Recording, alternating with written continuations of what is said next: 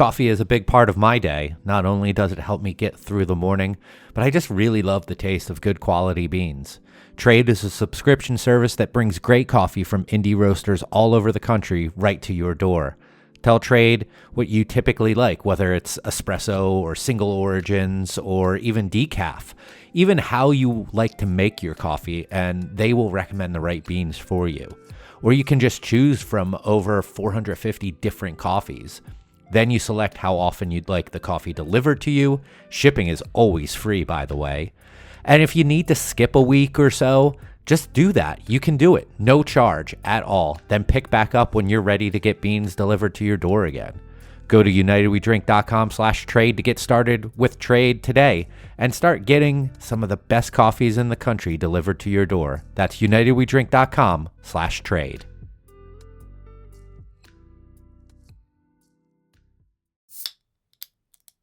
The opinions and statements in this podcast do not represent those of the host's employers, coworkers, family, or imaginary friends. Now enjoy the show. Happy hour? More like amateur hour. Welcome to United We Drink.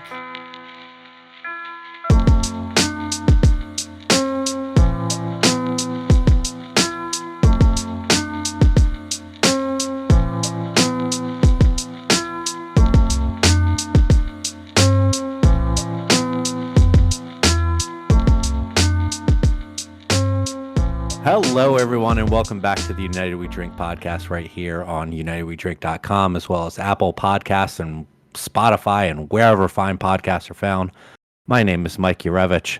I like donuts. There's no context needed there. That is just a thing that I wanted it to be said. And with me, as always, is someone who I believe likes donuts too, Kevin Abbott. I've always been a donut guy. I'm not a big sweets dude, but I can eat a donut pretty much any time. It's a nice exception for me. Yeah, I would agree with that. I think choosing a favorite donut is a difficult task. So I will ask you this. Give me your top 3 donuts. Okay, first of all, I'm a big eclair guy. I love like a Boston cream or an eclair. I like a custard filling with a chocolate top. That makes me very, very happy. I like a plain cake donut because I like an old-fashioned one. Yeah, I like a simplicity in that. It's really good. I also like a nice apple fritter, something that's fried with apples. Yeah. Really, really good. A bear claw. I mean, listen, we could talk about this all we wanted on United We Donut, but yeah, I mean, I used to. There was a Dunkin' Donuts around the corner from my school, my high school, and I used to go and get a box of donuts on my way to football practice and eat like half a box of donuts in between high school classes and then going and running until I would vomit, on the football field for practice. And I would, sell or give away the other 6 donuts. But yeah, those were horrible memories that are also fond in some way, shape, or form. Nice. I would say my favorites are vanilla cream, with the powdered frosting on powdered sugar on the outside of crawler. I love the texture of a really good crawler. And you know what? I'm gonna go with an apple fritter too. Holy fuck, those are delicious when done well. All right, so back to we got that out of the way. Yeah, back to the drink part of that. Just so you guys know, we talked about this because we've had so many emails, text messages, smoke signals asking us to talk about our favorite donuts for years. You guys wanted to know about it. We finally let you guys know, so get off our backs already. All right, so now changing the D back to drink, and let us commence with talking about adult beverages. Speaking of which, Kevin, what are you drinking tonight? I've got a couple things here. I'm starting with my Cerveza Atletica from Athletic Brewing. That's what I'm starting out with. But I've got this little beauty here that I can't wait to crack into, which is a little Expedition Stout from Bell's. Ooh. One of my absolute faves. I found a 6-pack at Total Wine & More a few weeks back. Did it for Old Favorite Friday. and I love this beer with a passion undying. So I'm going to crack that open in a few. One of the best imperial stouts of all time. Still to this day, there's Yeah. very few that can beat it. Yeah, I can imagine that. I'm drinking a fresh Southern Passion from Civil Society. It's one of their takes off of their flagship beer, Fresh, using Southern Passion hops, a South African hop. It's nice. It has a little bit of an earthy dankness to it, along with all of your tropical citrusy notes to it. Nice beer. I dig Fresh as just a good year-round hazy IPA offering from someone local. So I've dug a lot of the variants that they've done on this. Also have a little bit of bourbon, some Bullet, as I usually have that little sidecar with me. All right, so Kevin, you had I think a fun idea for today's episode, and it all pretty much revolves around the universal question that we are always asking about everything. Why? Pretty straightforward, right? Just pretty straightforward. Now everybody knows we're going to talk about immediately. It's a universal question. Why? Yeah, I think we are giving our opinions on the beer industry on a regular basis, and we're often talking about our thoughts, where we think the industry is going, and we do often in those thoughts talk about why something's happening, why we think the craft beer industry is suffering, why when we talk about tasting rooms, why tasting rooms have changed over the years in our last episode. But I think we also have talked about many things where we've talked about the state of something, and we haven't really delved into our opinions on why those things are happening. And I think some of those stories can be really interesting. So I jotted down a few things that we might be able to talk about, Mike. I know you said you had a few yourself. I just want to jump into the first one, and this is something we've talked about for sure many times, but I want to know why. And I'll pose this question to you, Mike, and then after you're done, we can do it that way. You can pose a question to me that you have, and then we'll go back and forth. But why has a large amount, or have a large, I'm going to try to speak English a little bit better here. Why have a large... It is our primary audience. Primary language. It's the only one I know, apparently, and I don't even know it very well.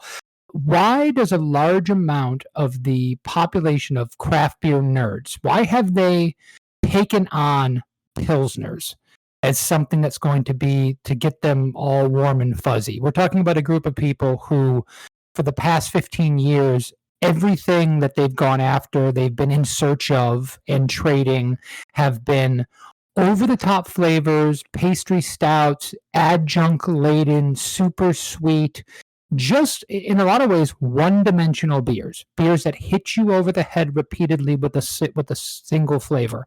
Talking about hazy IPAs and getting on that train. It was, how can they be milkshake IPAs? How can these IPAs somehow not be bitter, be sweet, have over-the-top tropical fruit, and look like, orange juice pulp? Subtlety has not seemed to be in the vocabulary of many of the people that we're talking about. And yet, in the last 5 years, we've seen this huge crispy boy phenomenon, which, by the way, I know a few people who use that term to describe themselves. Craig over at the BAOS podcast, who I absolutely love. He's a good dude. I really like him. I'm glad he probably doesn't listen to our show, because that's a dumb name. Just anyone who uses that, I just, come on, guys. What are you saying? When he was on our show and he said that the first time, I was like, is he joking or is he using that seriously? And then he used it a few more times. And I was like, no, he's using this seriously. Okay. Listen, just because someone uses that term doesn't mean that they don't know what they're talking about or that we should shun them. But it's a good indication. It definitely should put your ire up. Okay. Then you get to talk to Craig and you're like, oh no, this guy's a good dude. He's smart. He's as genuine as you can be. And I'm happy to call him a friend.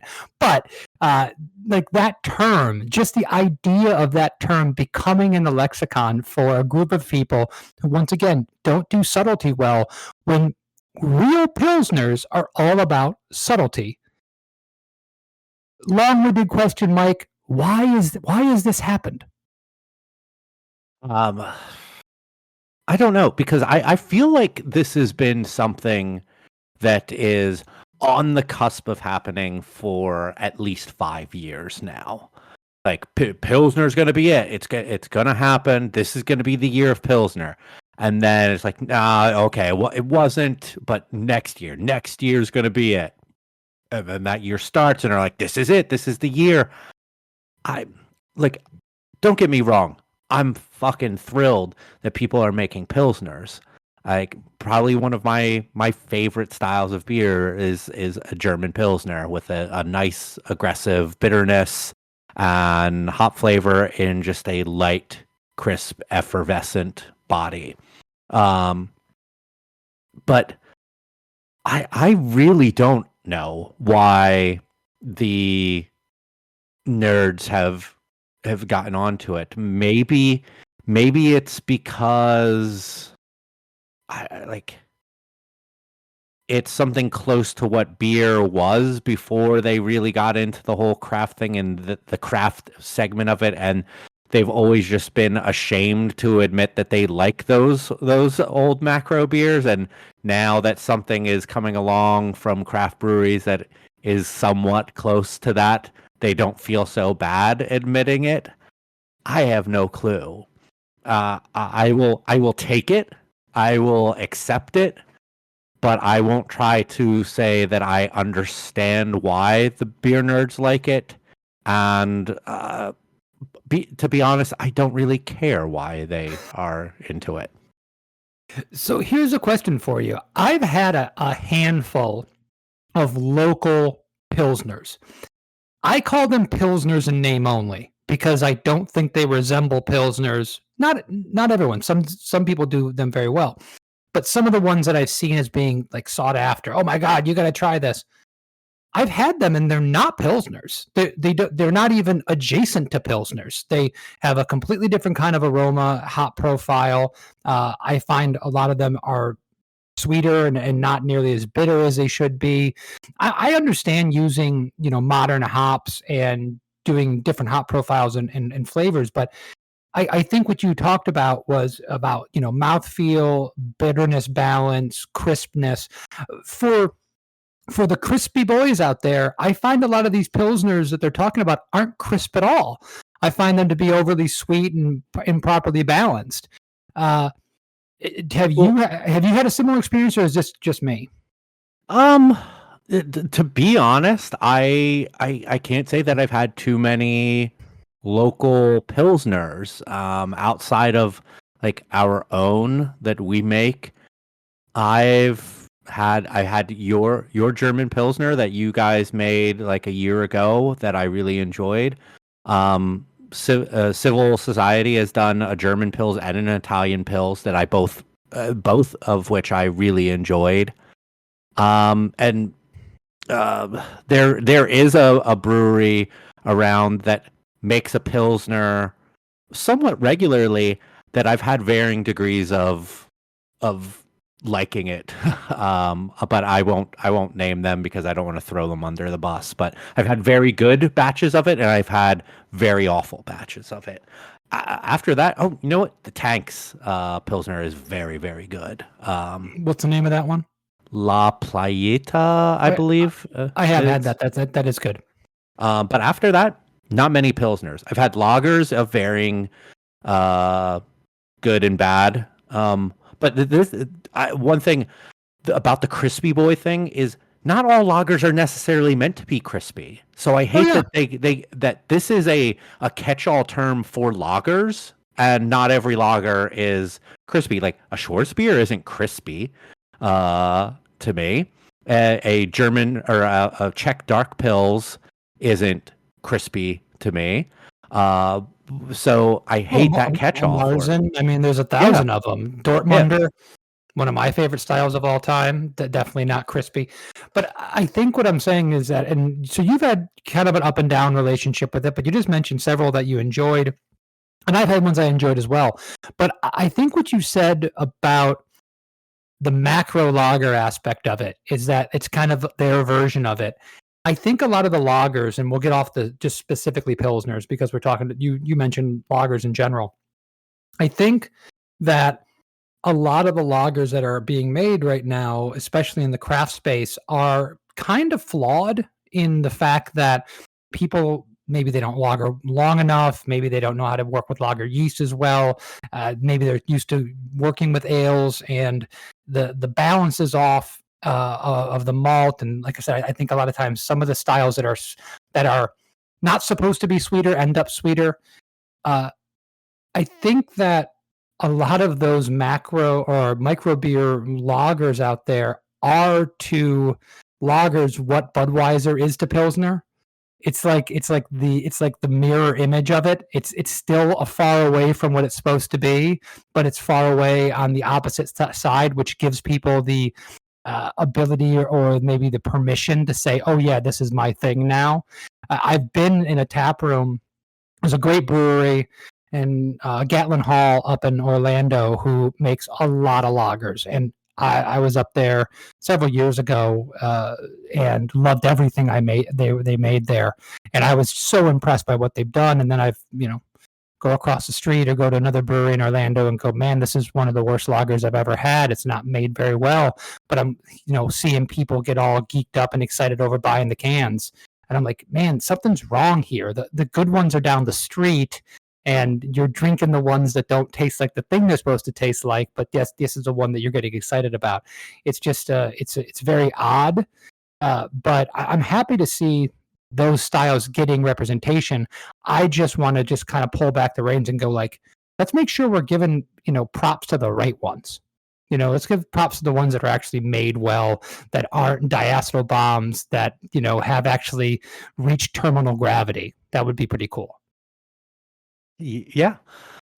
This is a beer style that, like, even in my early days of working in a brewery, I said it a lot during tours that I gave, is that lagers don't really have a place to hide behind. And that to me was why I thought a lot of craft breweries weren't doing them, was because you mess up some type of ale, you have adjuncts that you can kind of use to hide some of those flaws. Not all of them, but some of them. Where a lager, yeah, you could dump bullshit into it, but it's still a pretty shitty beer.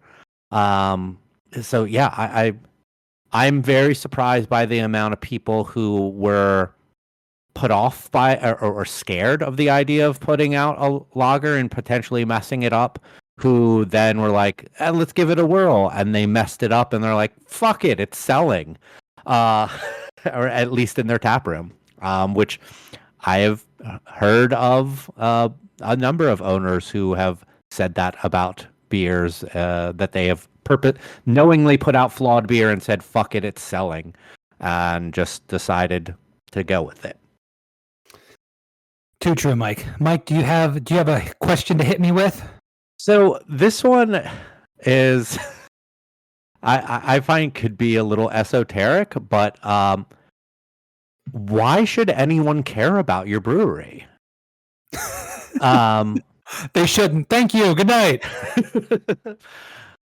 This, to me, there is, I would say, more than 90% of breweries have no clear idea of what they are, who they are, and why people should give a fuck about you.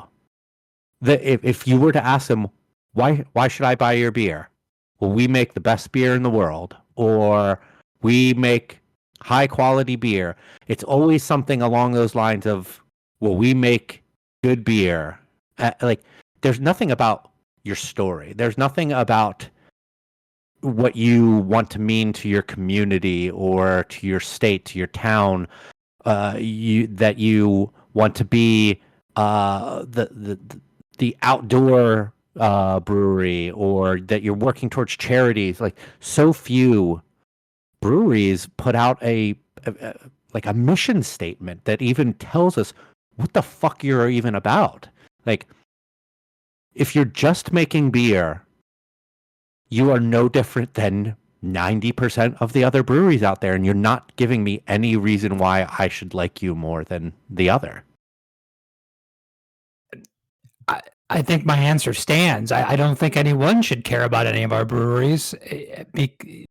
There's no real reason. It's hard to stand out, but you could say the same thing about a restaurant down the street. Why should I care about this hamburger shop that opens up? Because we use the best ingredients, right? The barbecue joint, because we use a real dry rub that my grandmother invented. The stories that you try to tell. That's at least something.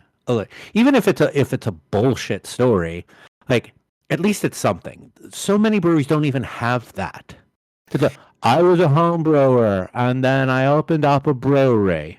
I was working in tech and I made a shit ton of money and I needed to get out of that, man. Like, I mean, it's just like. But those aren't even really most of the time things why I should care about you. When you ask them that, it's just like, because I make good beer. Okay, well, so does X, Y, Z, and ABC. It just boggles my mind how no one can really be bothered to try to stand out from the crowd. They just want to be in the crowd. But it's difficult. I mean, if basically what you're saying in some ways is, unless you have a good story, don't open up a brewery, because not very many people have a good story and not many people have a way to stand out. I mean, think about it this way. If every brewery in Florida, just Florida, could snap their fingers and have some great story and a way to stand out, none of them would stand out. Because they would all have something that's like a niche, and then we'd just be right back where we started in the beginning, because there's only so many people that are going to, buy into that and get excited over that one esoteric thing. I mean, for whatever reason, people still talk to this day about, oh, you're the brewer that was opened by the doctors. Like somehow two of my partners are radiologists, and somehow that's part of our story. I don't understand why that's part of our story. Maybe it's because doctors are fancy, they're well educated, and they decided to open up a brewery. I don't know.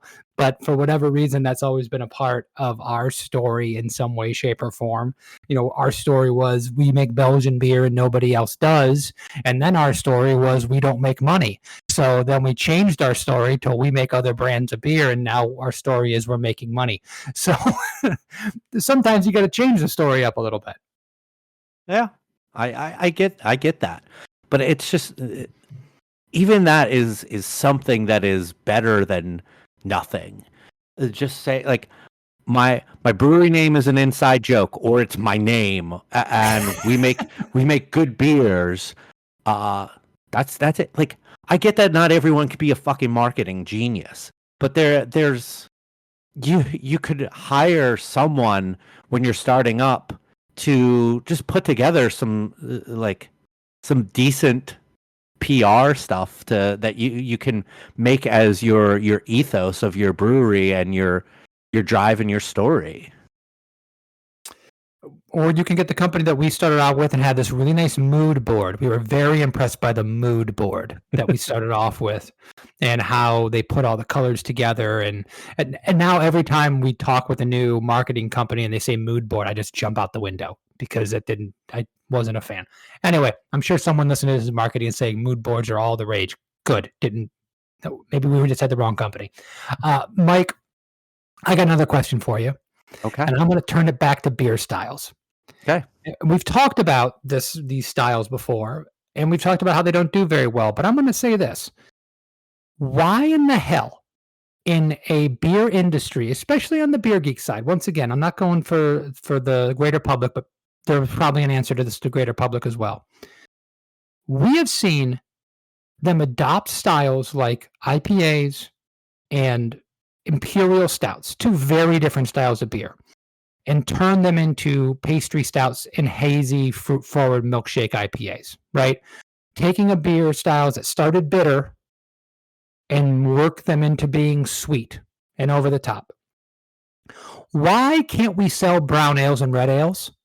They're malt forward. They're naturally a little bit sweeter. They take to adjuncts beautifully. The amount of flavors you can put in a brown ale, an imperial brown, a red ale, an imperial red are like effortless. There's so much things you can do with those two styles, and yet you cannot sell them to save your life. I mean, Fat Tire had to change the entire beer just to stay in the market and be competitive from being an amber ale, because they couldn't sell amber ales, red ales, brown ales, what have you. Why? Why does Jesus, I really cannot speak. Why is it that a brewery cannot be successful with those styles of beer when they're objectively incredible and extremely versatile? That might be $1 million question, because I don't know. I could see someone making the almost chicken before the egg type of argument with like, well, I don't drink as many of them because there isn't any of them out there. Well, is there not any of them out there because no one was drinking them? I don't know which one is right. I would tend, because of statistics and numbers, to say that they aren't out there because people weren't drinking them. But I mean, I don't know. When I worked in PA, we had a year-round brown ale that we had a hard time at points keeping on tap. We would sometimes run out for a week or two before we could get our next batch on. And I think regionality comes into play there, but I'm with you, dude, on like if you wanna get fucking crazy with your adjuncts, those type of styles do well. You did them. I mean, you had a base red ale and a base brown ale that you used for a lot of different fun stuff. I mean, No Crust was a brown ale, right? No Crust, yeah. Bonita Applebum, the apple pie brown ale. I mean, you had oatmeal raisin cookie from Cigar City, and then you had an oatmeal raisin cookie from Brooklyn too. Cookie jar porter. Oh, yeah, that one. Porter. That one too, but that was a whole hubbub. But if you're an old school Florida beer geek, but yeah, it's mind blowing to me that. And I think you just mentioned the beers from Funky Buddha, and if you're talking about anything that really should have shot those to the moon, because at one point we were known, when I was brewing there, for Maple Bacon Coffee Porter, Last Snow, No Crust, and Bonita Applebum. Those are the beers that we were like, okay, these are festival beers. We always going to break one of these out. And we did Muy Bonita, which was the Imperial Brown version. I also did a couple interesting versions of our Red Dawn, Red Rum, which was a rum barrel aged version of it. I think we did an Imperial at one point, or we did an Imperial version of a Red at Due South. Oh, I'm sorry. I know I'm not supposed to say that. But so I've done a lot of these beers over the years. So sometimes I get a little bit confused of where I did the Imperial, where I did this, that, or the other. But anyway, but even Funky, with all the attention, with everything, with all eyes on them in that community, to take Maple Bacon and Last Snow and take them to the moon, whatever happened to No Crust and Bonita Applebum? They never got the treatment long term, and maybe it was because they could not replicate those flavors on a mass scale. Maybe it was simply a production issue and not a demand issue. But because I know how some of those beers were made originally, and they were not scalable and sustainable in some ways. But it blows my mind that we have not seen more people utilize those beers to make the kind of beers that these people tend to like. And it seems misplaced. An Imperial Stout, well made, Expedition right here. If I gave this to if you give me 100 people, 50 total beer geeks into beer, 50 beer novices, they like beer, but they're not really crazy into it, and I gave it to them, I think a lot of people would not like this beer because it has bitterness, it has body, it's not one-dimensional. why did we turn this into the thing that was the flavor delivery system for the masses and not beers that were even more accessible in their base form? I just asked the same question the second time. I don't know why I'm thinking you're going to have an answer for me. Yeah, I don't have any different answer. I do, to go back to one thing, because I don't like to cut off unless I think that I have a great joke. But I do remember Buddha did do some no crust and package like early on, like yeah. like after you left. But yeah, I don't think that they've done that for a few years. It seems like I at least haven't seen it on their social. I haven't seen it in stores or anything like that. Maybe they still do some draft here and there, like in their tap room. But I mean that's a great question. Like yeah. And the other thing is it's, and just to beat this dead horse a little bit more, I've always been told that it's because dark beers don't sell. The beer I'm drinking don't get much darker than that, you know. And then when we put on our amber lagers, our Marzens, they sell like crazy. I've got the only beer we're selling crowlers of right now is a Bock that we have in the tap room, and they sell extremely well. But it doesn't translate into the greater market, doesn't translate into other bars and restaurants. The package does not sell at all. I know you're a little bit different. You've sold a lot of package of amber lager, obviously, and other of your specialty beers. But it's just it's a very interesting question. And maybe somebody out there, since we in our wisdom can't answer it, maybe someone can answer that for us. I mean, yes, we sell an amber lager year round. It's our top selling beer. I wouldn't be surprised if maybe not at the end of this year, but the end of next year, if it is usurped by our Bisquis, our like it's a Kolsch base. I sometimes don't like saying it because I feel like this is a bastardization of the name Kolsch, but it's brewed as a Kolsch, but it has orange blossom honey and orange peel in it too. We use a Kolsch yeast. It ferments at Kolsch temperatures and is lagered. But we've done our we did a Doppelbock a couple years ago as a seasonal beer, and it sold all right, but it didn't sell. It probably was on tap for about 5 months in our tap room, a big 8.5% beer. We did some limited 4-packs, and they sold okay. And now every time we bring back like a barrel age variant of it, people get excited. They're like, oh man, I really loved that Doppelbock, and like here's a barrel age version of it. Like, you guys like barely drank it when it was on tap. Oh, it's so big. Like, you guys want big, but then you don't want big, and it's just like we can't fucking win with you people.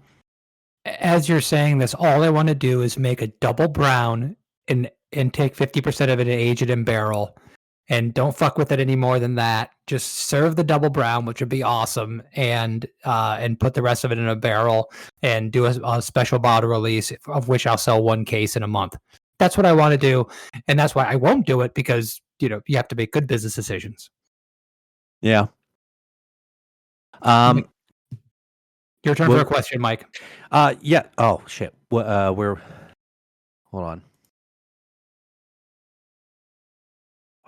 It came to me as we were talking, and I didn't write it down.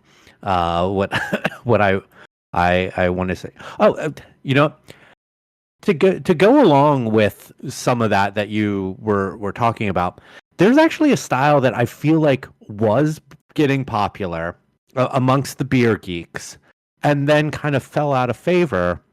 So I ask, why is barley wine not as big of a thing as it used to be? Because I feel like the beer geeks loved barley wines, especially barrel-aged barley wines. I mean, it's part of Don't Drink Beer's fucking gimmick is barley wines, and he's still super popular with that community. Why? I love barley wine, so why Why aren't they as popular as they were? My instincts tell me because it seems old fashioned. Honestly, I Yeah. think to a lot of the younger people that kind of took over from the old guard and trying to, when Beer Advocate was no longer the place where you went to, search for and trade for beer. I think it seemed like your dad's beer in a lot of ways, in a similar way to Belgians. And maybe it's because English barley wine is, where that comes from traditionally. And some of those classic styles seemed very, very passe. I also would say that one of the reasons may be the confusion of what a barley wine is, because to this day, every time someone mentions barley wine, I get this look from people like, is this going to be? They don't even if they don't know the term American barley wine or English barley wine, they go, well, I don't like those super sweet beers. Well, they don't know if it's going to be a more hop forward American barley wine, or I don't like those bitter big beers. Well, they don't know it's going to be an English barley wine. I think that one term having these two very different expressions of the style may have confused the market in a certain way and made it so that people didn't really know what they were getting. I mean, I remember when I was drinking stuff like Old Ruffian and loving it, Old Guardian from Stone, and loving it, and loving the American take on a barley wine, but still loving the classic take as well. And I had enough knowledge to hold both those concepts in my head, but maybe everybody else didn't. That's a pretty good take on that. I guess, I mean, that could probably be supplanted into the previous question as to red ales and brown ales, as people look at them as old fashioned and just not as an exciting thing. I just saw barley wines more as like, since it's high gravity type of drink, and that high gravity is still popular today, and it's popular in the IPA category, that it would have had a bit more legs to it. But just like if you drink too many barley wines, your legs go away from you. But yeah, that's a style. One of my favorites of all time is Heresy from Weyerbacher. I think, I can't remember if that was the barrel age version, because they did an American and an English barley wine, and they had barrel age versions of both that had a different name. But holy shit, that I liked the English style a bit more than the American style, but that one was just a fantastic beer. I've always, especially in that style with darker beers, I always lean malt forward. So I'm with you, even though I appreciated the American style barley wine as well. But no, I mean, Heresy, I hadn't thought about that beer in forever. That's another one of those beers. I wish I had a bottle. I'd do it on Old Favorite Friday this week. Talking about barley wines, I have to give a shout out to Phil at the Britain Yankee Pubcast. He just did his big barley wine episode where he reviewed like 8 barley wines. Is he dead? What's that? Is he dead now? I haven't talked to him, possibly. No, I texted him after the show he came out, so he reported that he is alive and well. But he did review Trip Sitter and the Bourbon Barrel Trip Sitter, from as many other barley wines, with a whole panel of people. And yeah, I mean, he does this every year. He's a big barley wine fan, and it was cool to hear people talking about a style that is so underappreciated these days. And I think that's one of the weird things about our industry now, especially as now we're becoming the old guard, is that there's all these styles that are just getting thrown on the pile. Like it's just, oh, another one for the pile. We'll just burn these. We don't do these styles anymore. And I feel like at any point I could just take one out and go, I can make one of the best beers in the world. If anyone cares over here, I can just make it. It'll be awesome. But okay, no, you don't care. Okay, I'll just be over here. We're gonna get to the point of like this goes back to when Tim was on the show. What kind of hazy IPA is that? Oh, that's Mosaic IPA. Okay, and then there's the Citra IPA. Like, it's just gonna be, what kind of IPA is that? Well, this one's not IPA. It's not IPA. We're gonna be an idiocracy. people aren't going to understand. They're like, what? It just means that the craft beer public is just coming back around to what the non-completely, to people that were completely foreign to the subject of craft beers 15 years ago, when all they said was, what kind of IPA is this? We're just getting the actual informed consumer to come on board with the uninformed consumer from 15 years ago. And then it's a level playing field, and then we're all good. And then it's just everything's an IPA, and we're good to go. Yeah. So Mike, I have a question for you. I assumed so. Okay. Why, in the name of God, would anyone choose to go to a craft beer fest in 2024? There's nothing for you there. It's just 30 tents. They all have the same beer. A few of them are really good, but, a few. But everyone has the same basic lineup. They're doing the same exact thing. Maybe this is my age talking, but it's just hot and sweaty, and you're standing in lines for mediocre beer. And it is, a long time ago, it felt like there was innovation. And there were people that, this is the guy that does the Belgians, and this is the guy that does the English barley wine, and this guy specializes in sours. We got Bob over here. He's got really, really good sours and wild ales. And we got this person over here that does this thing. We had specialization. We had variance. And now everything just looks like homogeny. So if you are not going there just to get hammered, which, by the way, I don't know if you know this, you can just go to the store for the price of that ticket, buy all the beer you want, and just get hammered. It's really easy. Why would anyone choose to do this? Mike? One quick point of clarity. When you say that everything is the same, are you saying that all the breweries are pretty much making all the same types of beers, or are you saying that the breweries the beers that they are representing are the things that you can just find anywhere? Both. Okay, that was actually what I was hoping that you were going to say. And let me clarify that, right? No, everyone's making the same styles. And speaking from my position, which I'm the person that sets up these events, which Raul, my sales manager, has to go out and do, I don't bring special stuff anymore. Do you want to know why?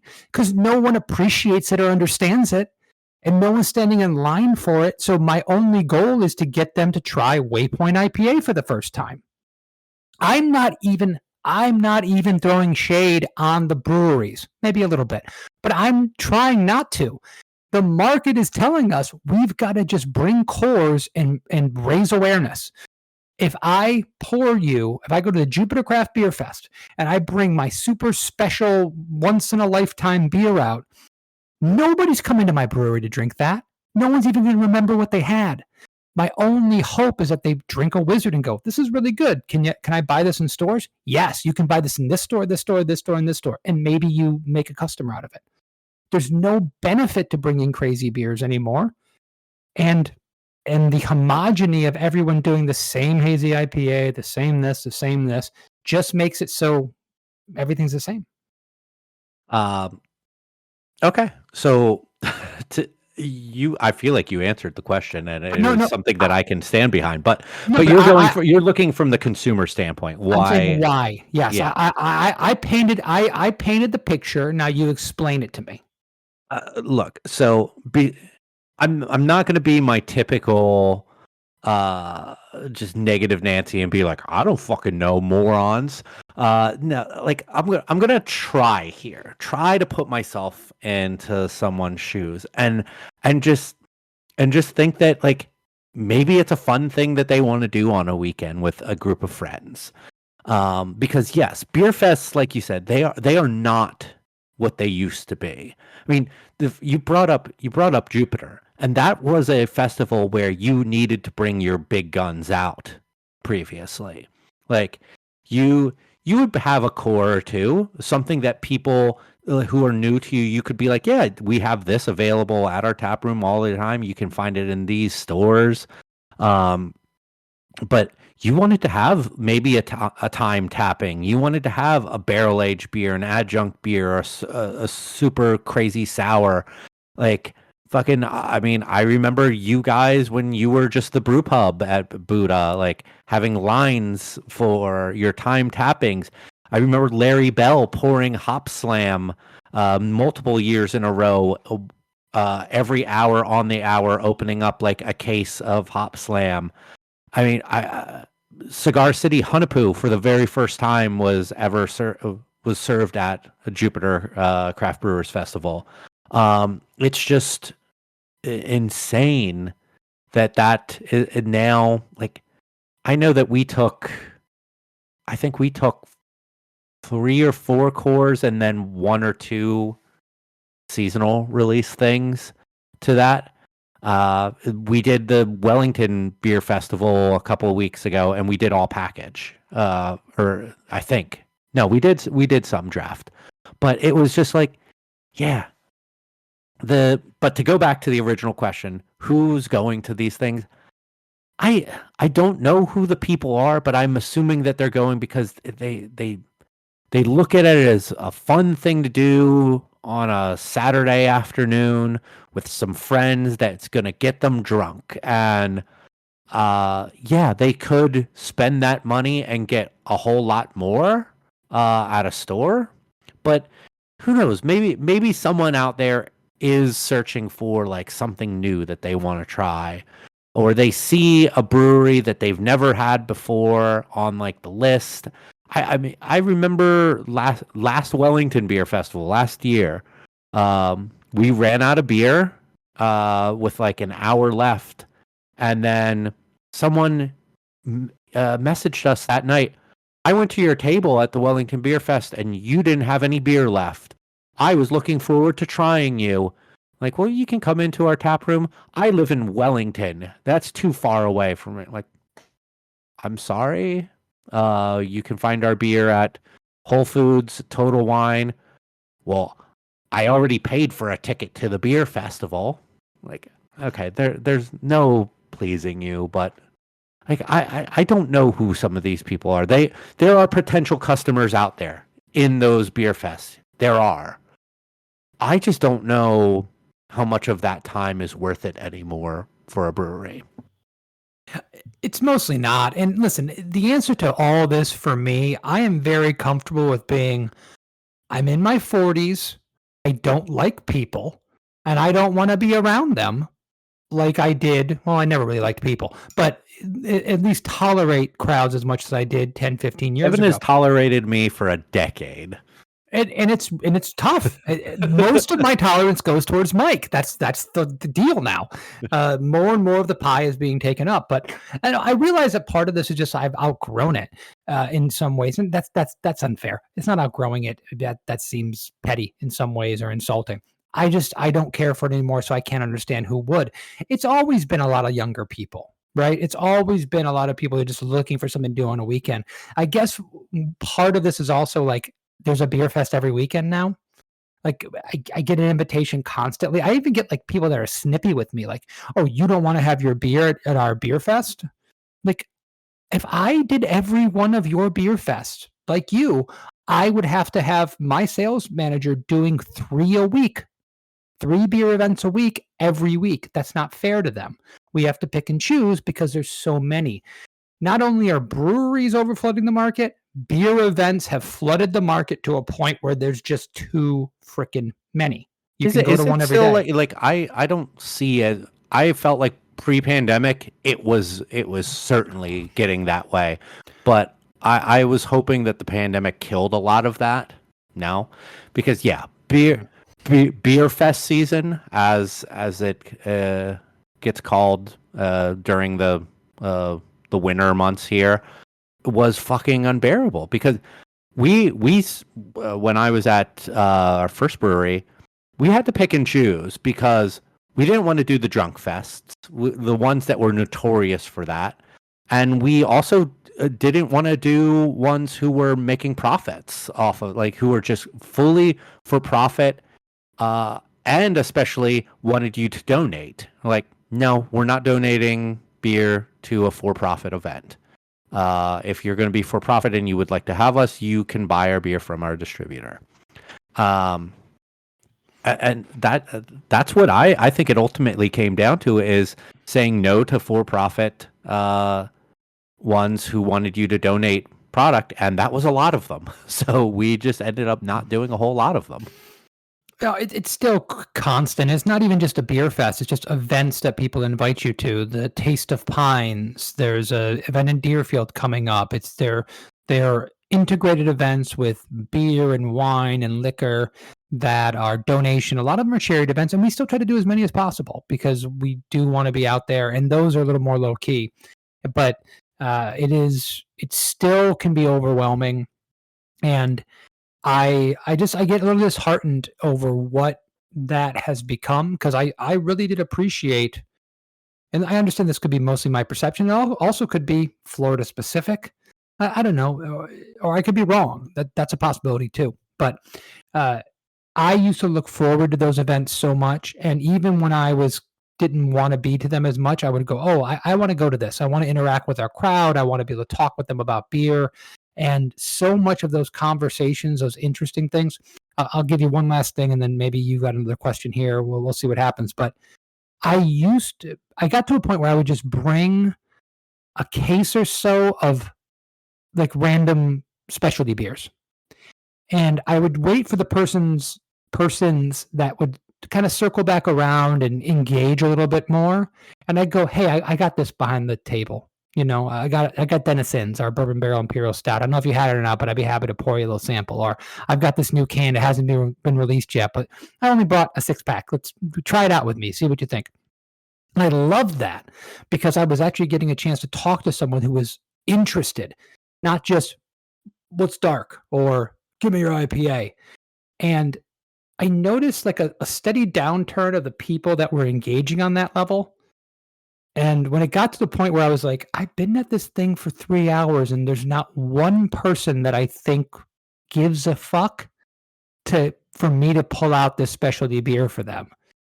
And I was like, either A, those people are gone, or it's just, my time has passed. Yeah.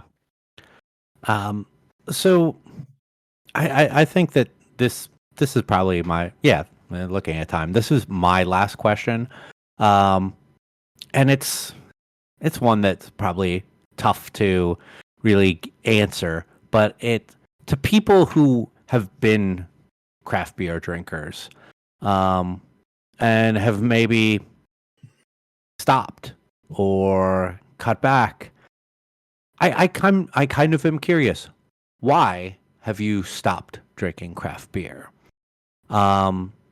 Besides possible, like, good legitimate reasons like your health. I'm really curious as to why some people have decided to step away from it outside of that reason. So, Kevin, do you have any ideas why people have stopped drinking or cut back drinking craft beer outside of the health-related issues? I think I have several. I think that the glut of craft beer in the market is overwhelming. When you have to track every new local brewery and know everything that's going on with them to be in the know and part of the conversation, it's really hard. I think also just the homogeny of those styles. So there's a volume of total beer that's available for you to purchase. And then there's also a narrowing down of the styles that are there. So how many hazy IPAs can you really try before you're like, I'm good. Like, I kind of get it. Like, this tastes like this thing. And this is coming from a guy who just released a New Zealand hazy IPA, which Ralph made, Verdant Embrace.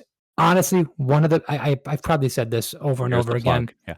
No, but no, I'm not even saying to plug it. I'm saying this to show my own hypocrisy. It is, again, one of the best beers we've ever made. It is fucking fantastic. I think it stands out in some way, shape, or form among other breweries, hazy IPAs. But you know what? I'm also biased as fuck. Maybe it's just like every single other one. And if you put that in front of blind in front of a panel of people that were mildly interested in craft beer, they wouldn't give a shit, right? So how much can people really care about this when the industry has kind of come to a decision that we just make these things now, and this is all we do? So I think that there's just an overwhelming aspect there. I think also there's some toxicity in craft beer. And if you don't like these certain beers, now you're on one side of the aisle and you're it's I don't know, Mike, if you're still following. This is a preview to my my last call, but professional wrestling. But anyone who doesn't like AEW, if you're an AEW fan, you're a complete asshole and you're just part of the problem and you're a bad faith actor. And the same thing on the opposite side. I think that opinion in the craft beer space has come to a point where it's like, if you aren't into these hype beers, well, then you're just a hater. And if you're a passive craft beer drinker, well, then you don't know what you're talking about. I think that there's a lot of that going on. And I can see people going like, yeah, this isn't worth it. I thought we were just like drinking beer and enjoying it. I didn't realize I had to pick teams. Yeah. I could see that. Like the toxicity you mention, it's a thing that runs pretty deep at some places. But yeah. And this is coming from a person who has gone on this show many times, and go listen to Old Favorite Friday. I'm always saying about overly sweet, one-dimensional pastry stouts. That's picking a team. That's being pretty blatant in my preferences on things.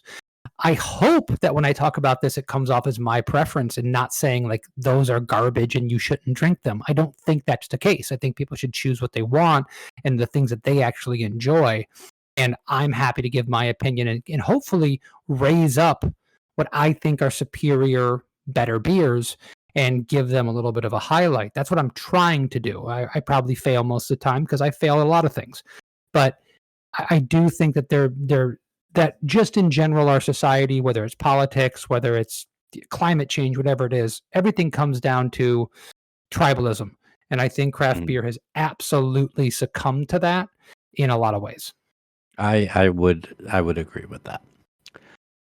All right. Nailed that one, Mike. Perfect. How about you throw one more out there and we'll end it with that. Mike, you're putting me on the spot. I don't have another good one. I think my I felt like there was more on the text that you sent to me. I had some other ones, but some of them are actually kind of redundant in some way, shape, or form, and they're almost like retreading other ground. So I think we should go into last calls instead of basically having the same conversation again. All right. Then let's head into last calls. This is the point in the show where we give each other an unspecific amount of time to talk about whatever it is that we want, beverage related, unbeverage related. The only rules to this is that it's uninterrupted, unopposed, and unobjected. Kevin, why don't you start things off with us? So I kind of mentioned I'd be talking about professional wrestling in my last call. And Mike, for those of you who don't know, we've mentioned it before on the podcast, but Mike and I used to do a professional wrestling podcast. We did it for many, many years. Mike had been doing this kind of content for a long time, but that was our first thing together and loved doing it. Loved pro wrestling, still love pro wrestling, even though I don't watch it very often. And I just kind of stay on the periphery these days. I don't have a lot of time, but we both kind of stopped watching at one point. And I think a lot of it had to do with our families. Once again, only so many hours in the day. But also, a lot of things about pro wrestling just eventually, as we grew up, just kind of gross.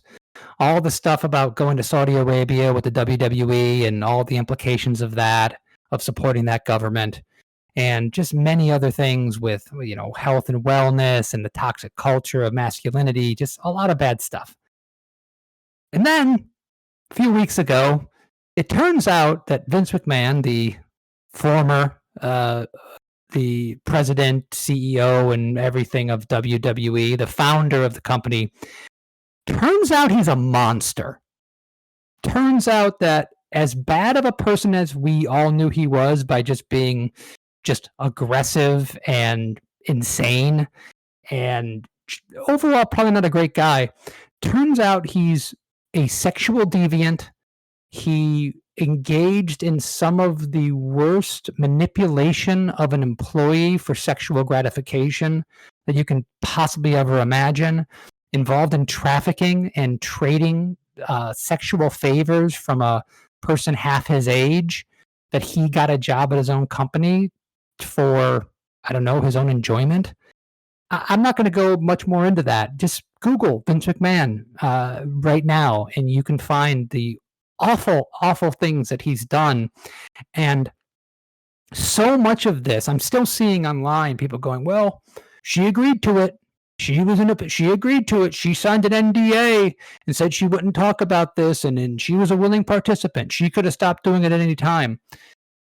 The power imbalance, the manipulation, the psychological warfare, if you will, that this person imparted on another human being is deplorable. It should remind us all of what it means to be in a situation where, especially for me as the owner of a company and as a boss of people, of what these dynamics, I'm going to forget the sexual aspect of it, the power dynamics between you and your employees. It's a different kind of interaction. We have to be careful about how we talk to one another. We have to be careful how we interact with one another, because people will say yes to shit they don't want to do because they just want to keep their job. They just want to make things easier for themselves.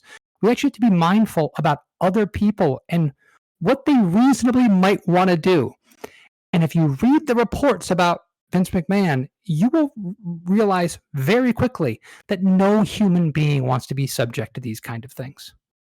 So I, as a lifelong, I was a huge professional wrestling fan. I still defend the sport, if you will, to many people, and followed on the periphery. I'm saddened that this person was someone that I gave my money to for a very long time. I'm happy they've finally been exposed for the monster that they are. I'm also happy that his name most likely will never be mentioned on the show that he created and in the company he created ever again. And for a person like that, with an ego like that, that might be the worst punishment of all. Hear, hear. So kind of weirdly enough, my last call has a little bit to do with psychological warfare in an entertainment fashion, but not along those lines. So last summer, while we were in California visiting some of my wife's friends and taking the boys out there, we were talking to some of my wife's friends, and they were mentioning about their love for a television show that I knew very well by name, but hadn't watched in a very, very, very long time, called Survivor. This is a show that I mean, everyone knows what Survivor is. I don't have to go into that. When it first came out, I watched it. I was part of the phenomenon that was Survivor. I watched a few seasons with my dad, but I admittedly hadn't watched that in over a decade. And her friends, both the wife and husbands, were just gushing over how much they loved the show and that they played fantasy Survivor with money involved in it. And it got my wife so interested that she's like, should we watch this? I was like, at first I'm like, I don't think I really want to watch it. It just doesn't appeal to me. It's not my taste in things right now. But she wore on me enough that we decided to watch the last season, season 45 of Survivor, and partake in their fantasy Survivor League. And we had a really good time with it. I remembered certain aspects of the game from when I did watch it, and it has evolved in such a crazy different way. Um, we then decided like to watch another season of it, to just like go back through the archives and watch. I think it was season 37 because my wife was like, Mike White is on that. For those who don't know, Mike White is a Hollywood writer and producer. He is the creator of The White Lotus. He wrote School of Rock. He's a big time writer, producer. He does some acting as well. If you saw him, you'd know him. And she's like, I want to see the season that Mike White's on. I'm like, okay, cool. And we start watching it, and who else is on it? Fucking John Morrison from the WWE. So already I'm like, oh great, here's another connection to stuff I know. And we had a great time watching that as well. Just the two of us watching it. So the day that we're recording this is the start of season 46 of Survivor. We are playing Fantasy Survivor with Allie's friends, and we are looking forward to watching it again.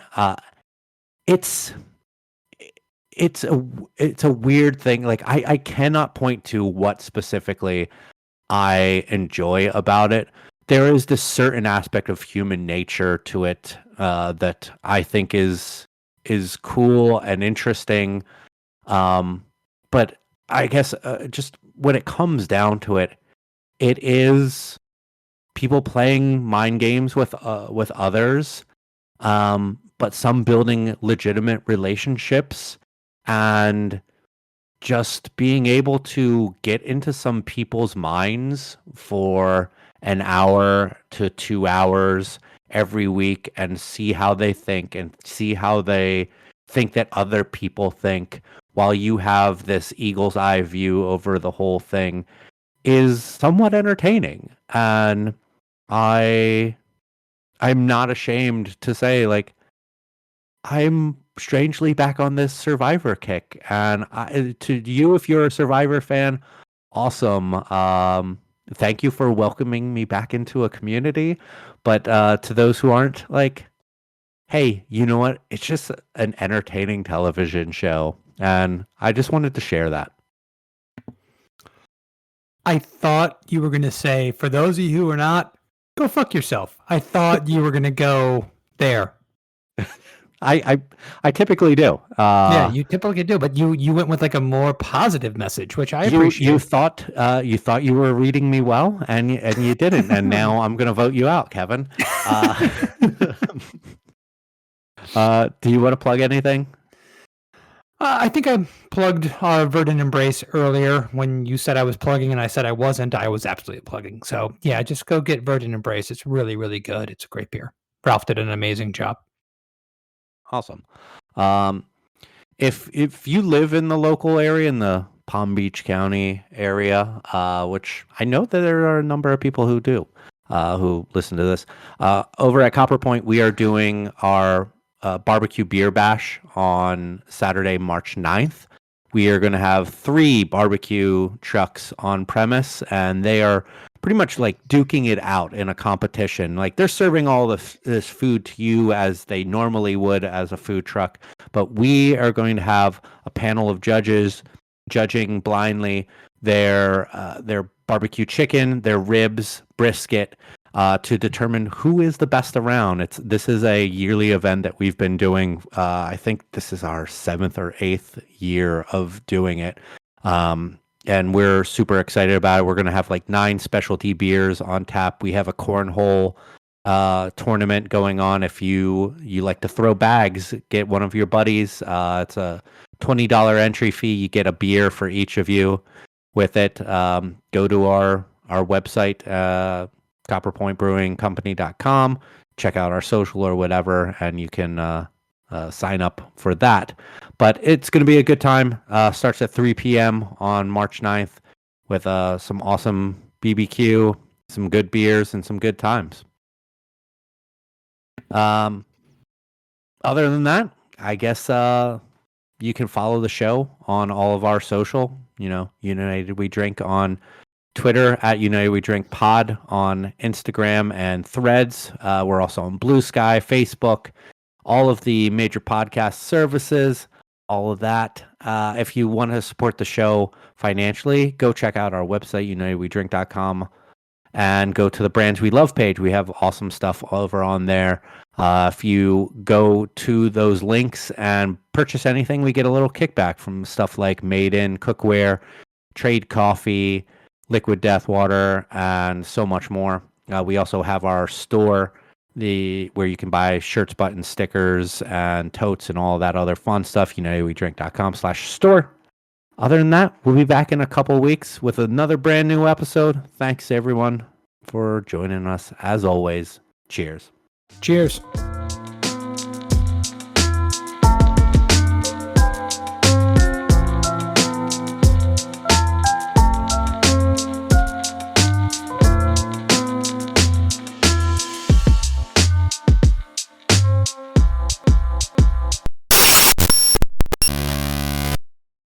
Hello, everyone.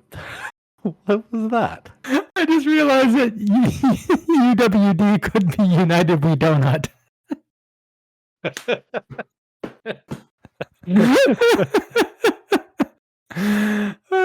Oh, God. All right. I'm glad that I have that recorded, though.